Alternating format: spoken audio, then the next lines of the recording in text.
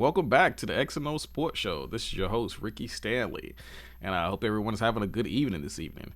Got a little space between the last two episodes because we dropped two in 1 week, so we're back to our normal program of Sunday nights.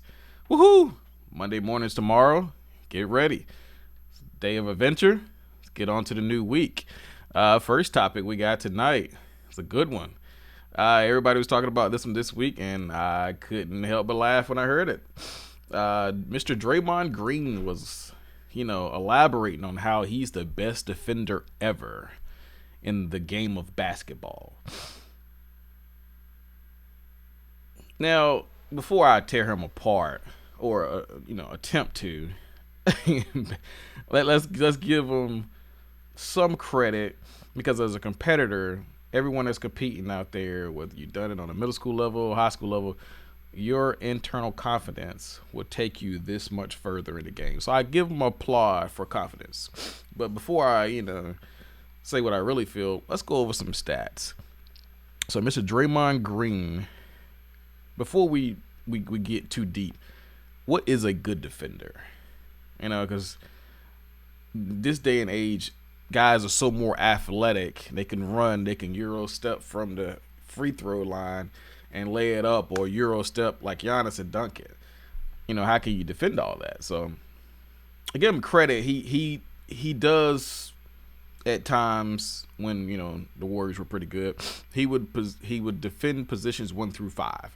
So I give him that credit. The first question is, can he defend multiple positions? Yes, he can. He has shown that on his best years of playing. He has been able to check a LeBron. He hasn't been able to shut him down, but he will check LeBron. He will play Giannis. He will play 5 and on defense and make those other guys come out of the paint. And he will contest and block shots. I give him credit, He's only 6'8", so he's kind of a small guy to be playing center. But he does get down there and get black and blue. Congrats to you, Draymond, and your confidence. He won Defensive Player of the Year in 2016 and 17. So we know he can play defense. Like I said, he will get a steal. He will get out on the break. He's hustle. He's like a modern day Dennis Rodman. Like I said, I give him that much credit. I'm not going to say he's like a terrible defender. He's a good defender, but he said the greatest of all time. That's when I was like, let's go a little deep dive. So he's been to 3 All-Star games. And we all know that Draymond Green ain't dropping 30 points a game. So, in my eyes, I feel like he went to those All-Star games simply off of his defensive stats. Because he was only averaging 11 points, like 12 assists. Then he played great defense in those 3 All-Star appearances. So, another point for Draymond. Well, what does an All-Star have to do to get into the All-Star game? He has to be on a winning team.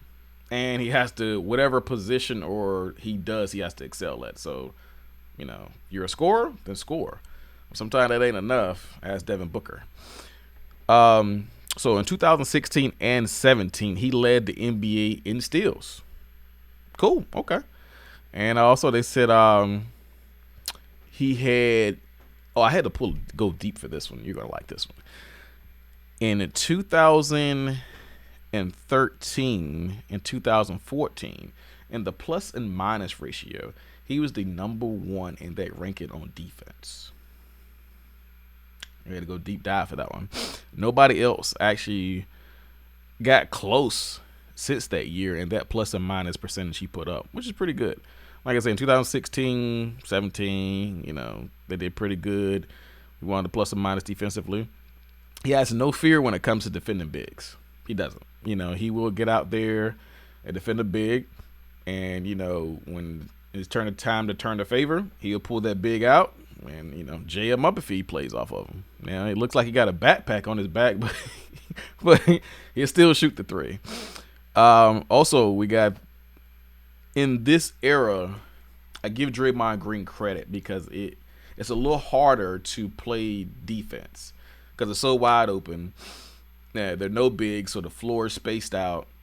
And you got guys that are so athletic now, like what's the kid from Minnesota? He took off and dunked on that man and put him on a poster. Imagine if you let someone come off the dribble and they get to the free throw line, they could take off. That is hard to defend. I mean hard. Because if a guy could take off from the free throw line, that means you only got like 8 to 11 feet to slow him down, and he's gone, or you gonna get dunked on. Like I said, I would hate for you end up on a poster, but hey, all the good ones done it.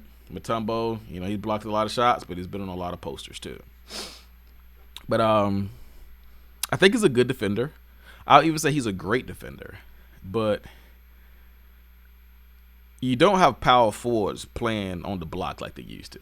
Back in the day, if you a power forward or you a center, you would get on the block, look over left shoulder, right shoulder, hit him with a drop step, power move, hook shot. Bigs were a little different. Now you got a big that will pull you out to the 3-point line and shoot your eyes out if you don't step out further enough. And some of them are quick enough, if you do step out, they can step by you.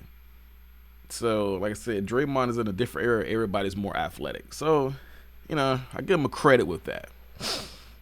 But let's get to the question, is he the best defender ever? If anybody is familiar with the great Chad Johnson, child, please, no, he is not the greatest defender ever.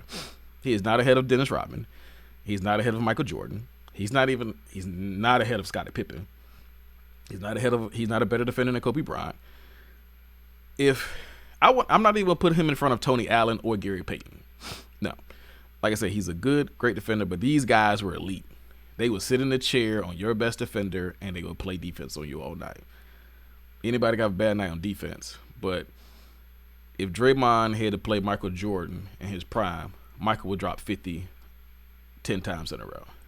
If Draymond had to check Kobe Bryant in his prime, I think Kobe would have scored 81 twice. This is because of these guys and the way they play.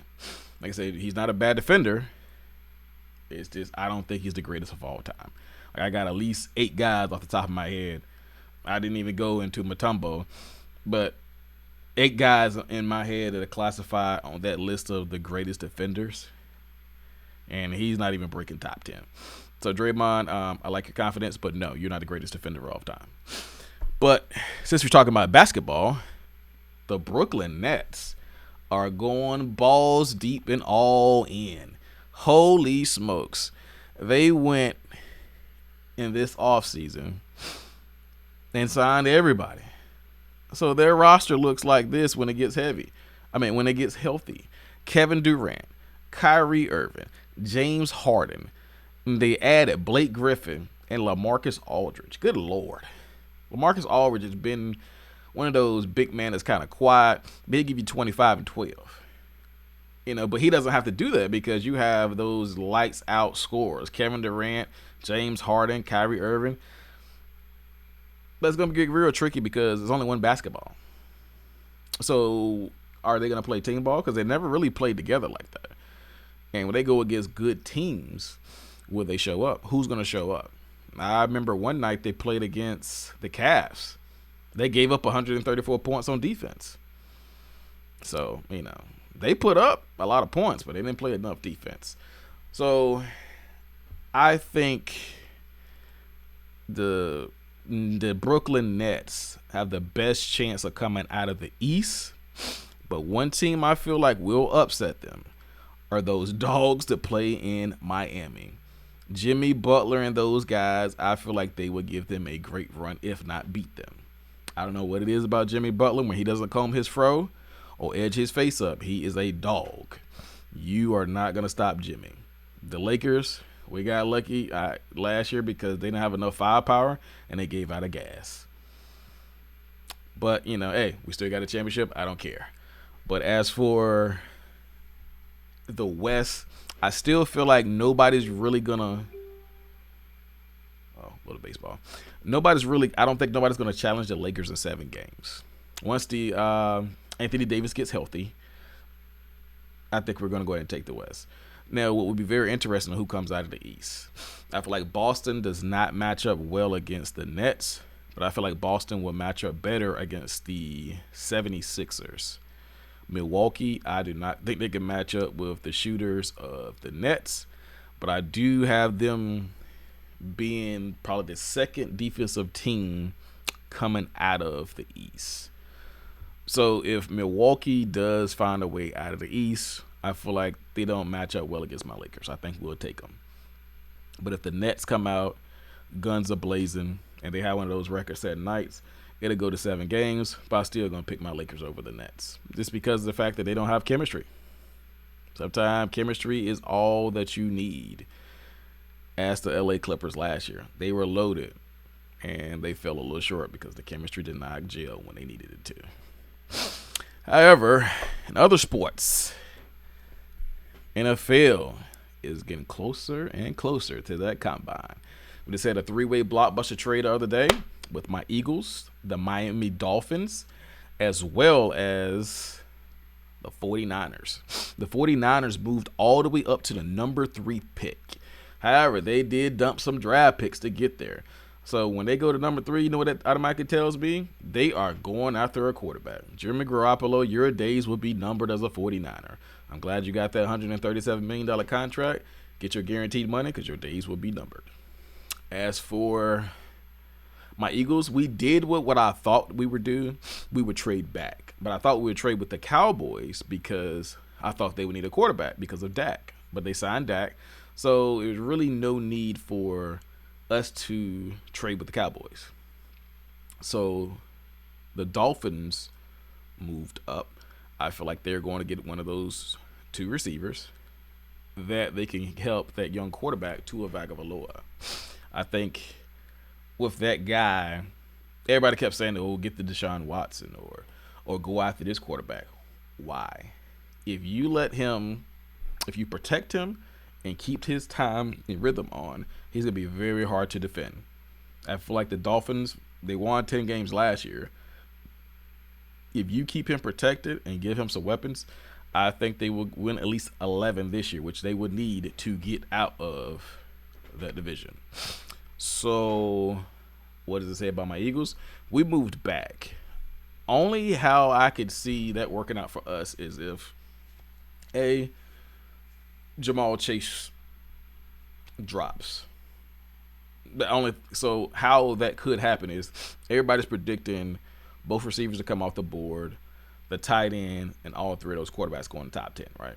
However, if someone trades from 13 and back into the top 10, let's say they trade up to number 5 and take an offensive lineman, and someone trades up and take a defensive lineman, that'll throw the ratio off of who's getting drafted then. So a player can drop out of the top 5 to the top 15. Seen it happen a lot. So Jamal Chase is a great receiver in college. But however, he has been out of football for a year because of COVID purposes.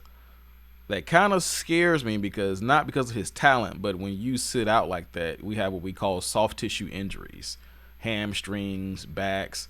You tweak that stuff with trying to get back into actual football shape. He could be in great running shape, but football shape's different. Pads, helmets, a little bit heavier. But it's going to be very interesting. I think if we don't get neither one of those receivers, if that tight end is there, I don't mind us getting him.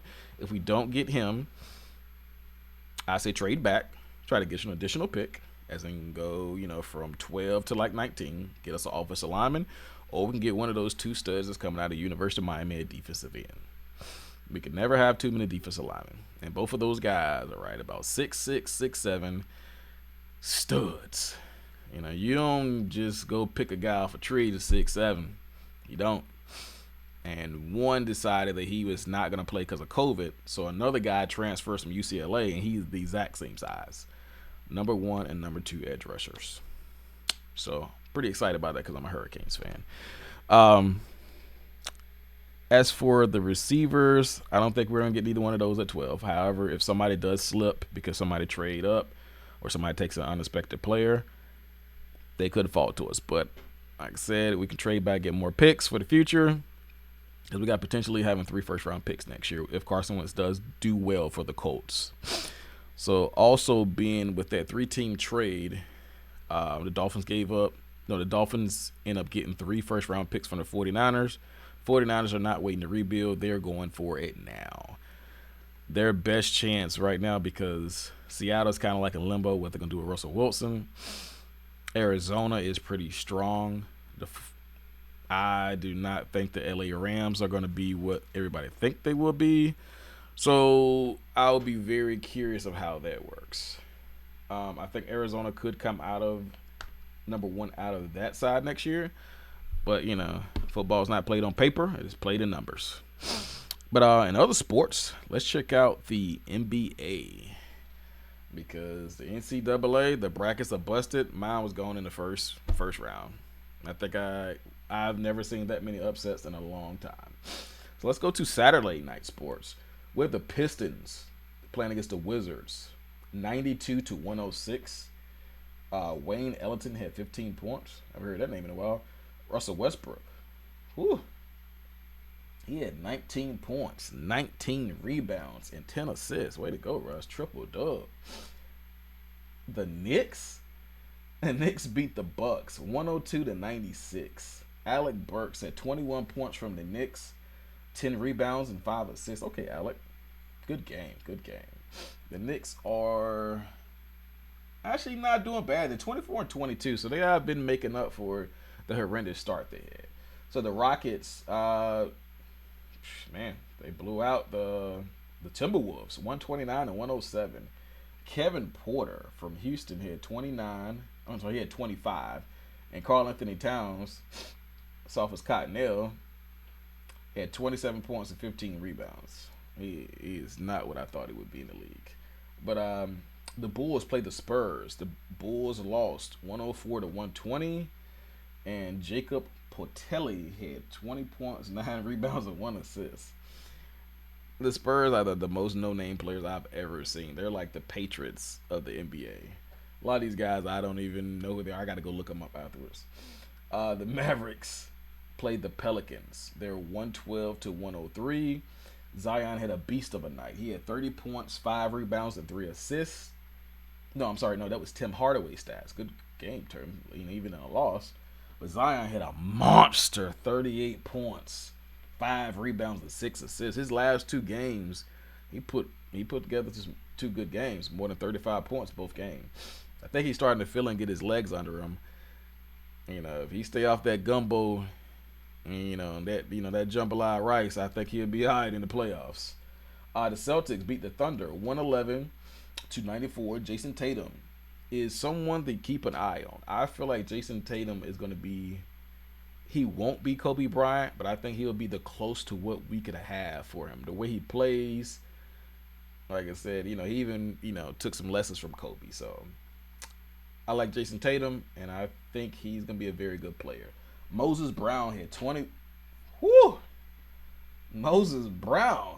Way to go. 21 points and 23 rebounds. 20 and 20? I haven't seen that since Andre Drummond did it a couple years ago. But still, though, whew, 21. Man, he was getting all the rebounds. It looked like little Pac-Man out there just grabbing everything. Grizzlies lose to the Jazz 128-110. Donovan Mitchell hit a monster, 35 points, 2 rebounds, and 7 assists. The 76ers lose to the Clippers 112-122. Tobias Harris had a pretty good game, 29 points, 7 rebounds, and 6 assists. My man Paul George, playoff P, had 24 points, 9 rebounds, 9 assists. What playoff P say? Hey, I'm on you. Y'all know the rest of it. The Cavs had a close one with the Kings. Colin Sexton. That guy has been popping up on the stat sheet quite much this year. When he lit up Brooklyn Nets 2 games in a row, I started looking at him and I was like, okay, this boy can play. So he had 26 points, 6 rebounds, and 4 assists. De'Aaron Fox had a 36 points, 4 rebounds, and 6 assists. Now, all those games were Saturdays. So let's go to the Sunday night games. So Sunday night, we had the Hawks losing to the Nuggets 126-102. Trae Young had 21 points, 7 assists, and 5 rebounds. Yeah, Trae, that's not gonna cut it. You're a great talent, but I'm gonna need you to put up some of them 2014-15 numbers of Steph Curry before you can start going to the playoffs. That's not gonna cut it. Trailblazers 122-117 over the Raptors. CJ McCollum Man, that's the guy, CJ McCollum. I love the way he plays. He plays sound basketball. If you try to take his first step away, he's gonna get you with the mid range. If you don't step in front of, I mean, if you don't take that 3 point away, he's gonna shoot it in your face. If you try to play him to the right, he's gonna go walk right in and lay it up. He got the full package. I love him with the Blazers. I like that Dame closes the game, but CJ McCollum is going to close the gap. So if Dame is not having a good game or just need a blow, CJ be like, I got you, bro. And if Dame is not having a great game at all, he has to be out, CJ can carry the team. So I do like that combo. I feel like they do have one missing piece before they can actually really compete for the West. They'll be competitive, but they ain't gonna make too much noise. They're gonna give out of gas. The Suns beat the Hornets, and I was very upset to hear, the ball kid breaking his wrist. Like, the kid was playing hard. Like, for a kid that came out of like Chino Hills, and they always give him, oh, he's rich and all this stuff. He played hard. Like, he got to the point like he was elevating the play of all the other players around him. But to hear that kid break his wrist like that, it kind of sucks because I was looking forward to how good his numbers really could be. They said they're gonna reevaluate the injury in about 4 weeks, but they're 23 and 22. So if he's out for 4 weeks and they can at least keep the 8th seed, I think he should come back. But if they're out of the playoff contention and they're with 5 or 6 games out, I think they should rest him. As for the last game of the night, my Lakers are playing against the Mavericks. The Magic. Right now, we're in control, 96-93.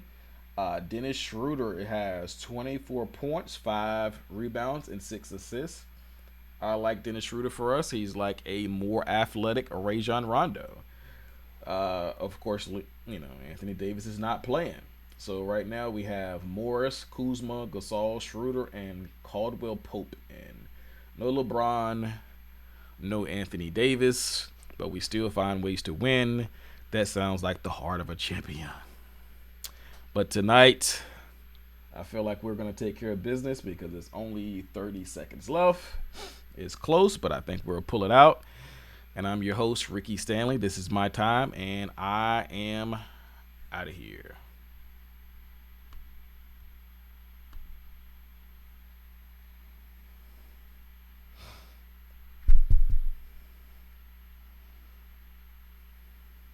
Bruh, come on.